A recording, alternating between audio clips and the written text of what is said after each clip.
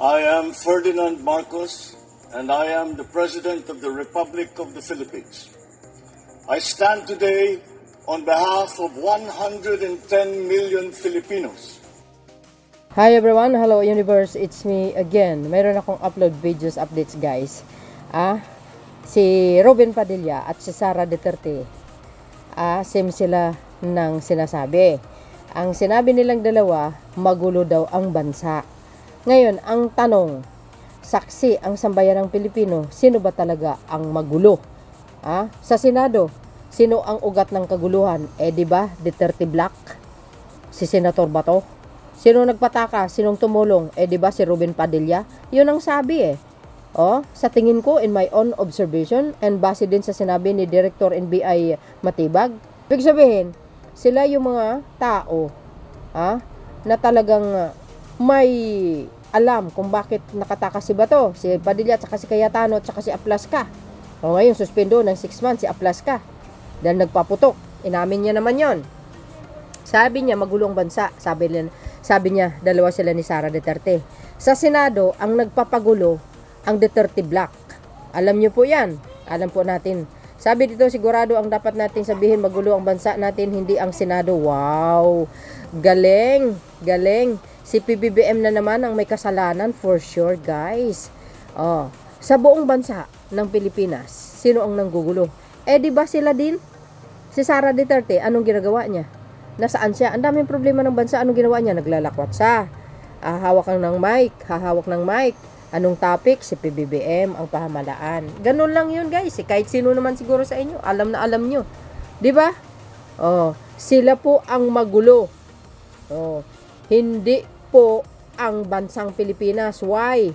Dahil ang Pangulo ng Pilipinas, nakikita natin na nagtatrabaho ang Pangulo sa iba't ibang lugar, nakikita natin na namimigay ng tulong, ng bigas. Itong mga ito, ang Duterte Black, anong ginawa nila? Puro kaguluhan. Anong ginawa? Ayan, si Bato. Duterte Black na naman yan, di ba? Magulo kuno ang bansa. Wow! Kung si BBM tahimik, hindi nga nanggugulo, kayo ang nanggugulo. Robin Padilla. Magulo ang bansa, hindi ang Senado. Wow, naman, grabe. Trending kayo kaya international. Sinira nyo ang imahe ng Senate. Senator Robin Padilla dismissed claims that the Senate has descended into chaos following the last week's tense standoff involving Senator Ronald Bato de la Rosa and agents of the National Bureau of Investigation NBI, saying that this order reflects the state of the entire country, not just the Senate. Sigurado dapat nating sabihin, magulo ang bansa natin, hindi ang Senado. Sabi ni Padilla, grabe, ang hugas kamay, akala mo napakalinis. Wow! Ano kaya ang ambag nito, no? Hindi nila nakikita ang ating Pangulo na very hard work, araw-araw, tahimik lang, hindi nagsasalita, kundi focus sa kanyang trabaho. Etong mga to, wala silang nagawa. Bakit kanyo, mga kababayan? Ito po, rumisbak, yung dating PNP chief na si General Torre, dito sa mga to. Ito, panoorin nyo. Big sabihin, ito, pakinggan nyo at basahin natin. Sabi po dito guys ng News Points, PH, today is May 2026, sinupla ni Metropolitan Manila Development Authority, which is ang MMDA General Manager, ang dating PNP Chief na si General Nicolas Torre III. Ang pahayag ni Vice President Sara Duterte na si President Ferdinand Marcos Jr. ang dahilan kaya nagkagulo ang bansa. You see, kung gaano nila binaliktad ang sitwasyon. Kung tutuusin, sila talaga ang punot dulo ng kaguluhan ng bansang ito. Subukan nyo guys, natahimik ang mga Duterte na yan. Tingnan nyo. Maaliwalas ibig sabihin, maaliwalas ang daloy ng ekonomiya ng bansa. You see, si PBBM ba, nakikita nyo na nagsasalita sa microphone, na nang aaway tulad na ginawa ni Sara Duterte, at saka yung mga ibang DDS, at saka ito, yung mga salot na ito. Ko, wala guys, hindi nyo makikita si PBBM na ganun. Sa isang programa ng Billionaire News Channel, ginetitory na kung gusto ni PBBM ng gulo ay maaari nitong iutos na sugurin ng Senado at ipaaresto ang lahat. Giit niya, pwedeng maghain ng mga kasong tulad ng sedition at obstruction, pagharang sa batas, laban sa mga individual na umano'y humarang sa mga otoridad na hulihin si Senator Bato de la Rosa. You see guys, So, what if nung the time na yan, si General Torre ang naging PNP chief? Palagay ko guys, sigurado mahuhuli yan si Bato. For sure yan. Walang sinasanto yan mga kababayan, no? So, tama. Alam nyo guys, no? Totoo yung sinasabi niya. Kung gusto ng gulo, anytime, pwedeng iutos ng ating mahal na Pangulo. Sige, ganito, ganun. Parang katulad ng isang pinuno. 'Di ba? You see, mga best, pero hindi ganun si Pangulong Marcos Jr. Ang tatanda ng mga senadors, alam nilang tama't mali. At alam nila kung ano nakasaad sa batas. You see? Ayan, tama, may punto dito si General Torre. Kung si PBBM ang nag-accuse ng gulo, edi tuloy-tuloy niya na lang sana saad ni Torre. Correct. Pero hindi ganun si PBBM. Pero ang mga DDS, tuloy-tuloy ang pag-accuse nila kay Pangulong Marcos Jr. Sa totoo lang, how easy is it for the President to say, storm that Senate building? Pwede niyang sabihin yan kasi at the end of the day, ngayong lumabas ang sabi ng DOJ na yan ay enforceable, dagdag nito. Bagkus, ipinunto ng dating VP ng PNP na pinili ng Pangulo na pahupain ang sitwasyon sa halip na agresibong ipatupad ang batas. You see guys, ganon kagaling ang Pangulong Marcos Jr. Hindi ora-orada. Alam niyo ang Pangulo, dahil sa sobrang talino niya, alam niya kung tama at mali. 'Di ba? At alam niya kung paano. You see, itong mga salot na ito, kung makapagsalita, ang akala mo talaga may ambag sila, no? So, well, I agree sa sinabi ng dating PNP chief. Ibig sabihin, kung talagang pinuwersa at inaresto, lahat for sedition, obstruction. But the President did not. Siya pa nga ang nag-de-escalate.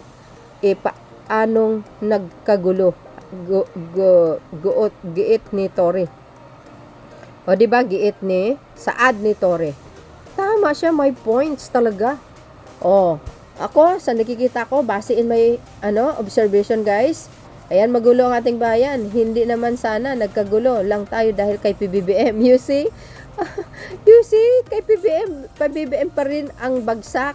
Sa kanya pa din ang sisi. Samantalang si Sara Duterte, lakwatsa. Walang ambag sa bayan. Magsalita sa phone, puro paninira. Ayan ang sinasabi natin. Kay PBBM ang sisi. Diba?